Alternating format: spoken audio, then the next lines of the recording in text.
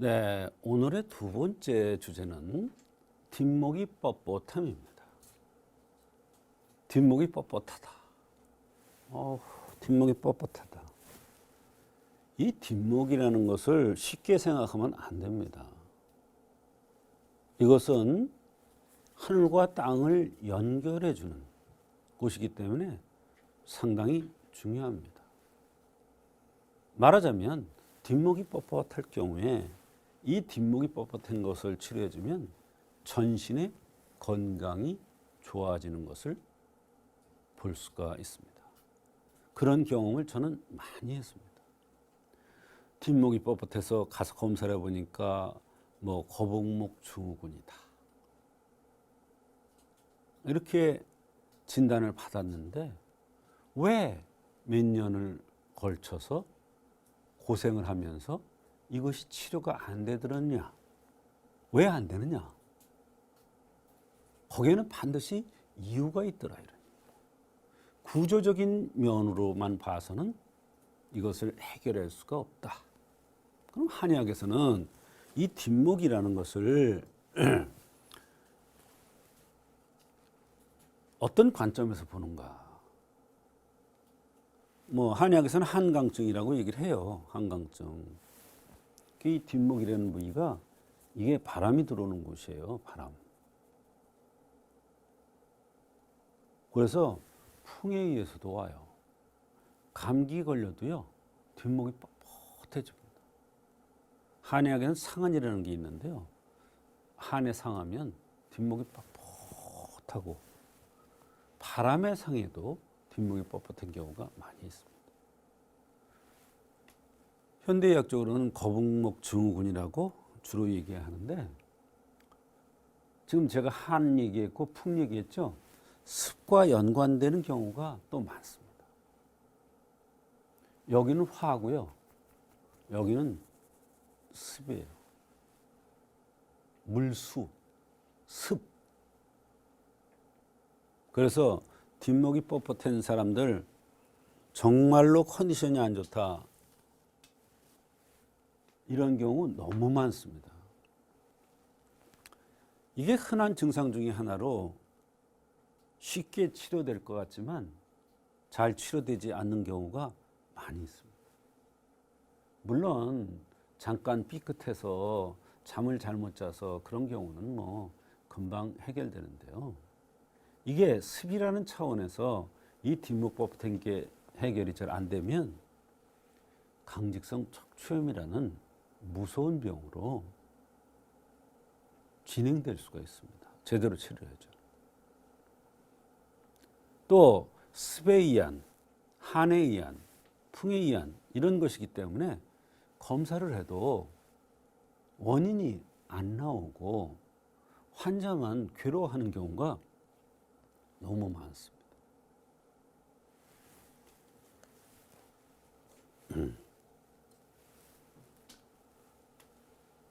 뒷목의 한의학적인 관점을 얘기하겠습니다. 뚱뚱한 사람이 왔어요. 마른 사람이 왔어요. 뒷목이 뻣뻣하다고 그래요. 다르게 해석을 한다. 뚱뚱한 사람, 배가 나오고 얼굴이 둥글럽적하고 얼굴이 번질번질하면서 개기름이 낀 것 같다. 이거는 습에 의해서 뒷목이 뻣뻣한 겁니다.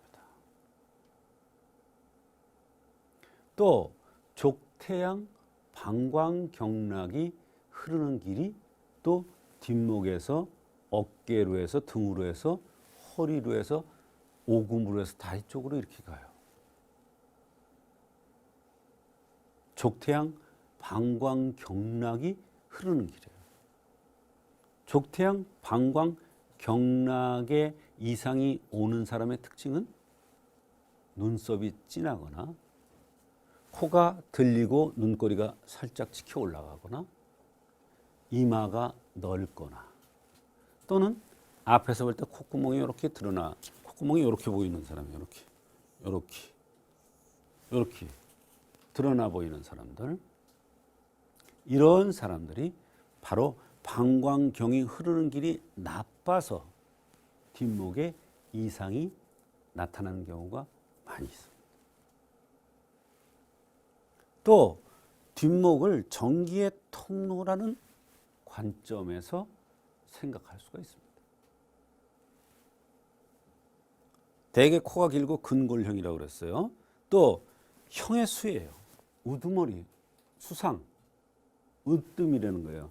몸의 으뜸이에요. 형틀의 으뜸, 형의 수라는 게 그런 뜻이에요. 또 천지를 연결하는 통로예요.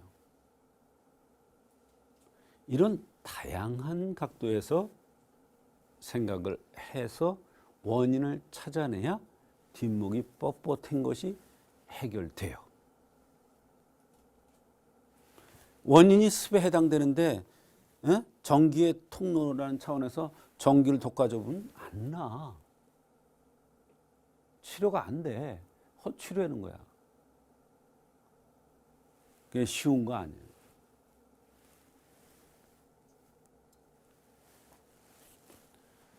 뒷목의 뻣뻣함의 원인을 담음, 눈 밑에 다크서클이 있는 사람이 담음에 의해서 뒷목이 뻣뻣함이 나타난 거예요. 또 몸이 무겁고 아침에 일어나면 푸석푸석 붓고 움직이기 싫어하고 살이 자꾸 찌고 얼굴이 둥글럽적하고 이런 사람은 습이 정체돼서 뒷목이 뻣뻣함이 나타나는 거예요. 관골이 나오고 뼈가 굵고 이런 사람은 신기 부족으로 뒷목이 뻣뻣한 증상이 나타나는 거예요. 이럴 때 보면 좌우 시력이 다르거나 난시인 경우도 있어요. 전기가 부족된다. 코는 전기의 통로입니다. 눈은 전기의 매몰입니다. 전기가 부족돼도 바로 뒷목이 뻣뻣함이 나타나는데 전기가 부족되면 특징적인 것은 연세가 많은 분들은 다리에 힘이 없다고 그래요. 다리에 힘이 없다는 사람 많아요. 전기가 활탈한다고 그러죠. 또 족태양 방광 경락병으로 볼 수도 있어요. 이렇게 원인이 많습니다. 뒷목 뻣뻣한 것도. 그러니까 치료가 얼마나 어렵겠어요. 그러니까 뒷목 뻣뻣한 것 때문에 오랫동안 고생하는 사람들이 꽤 많아요.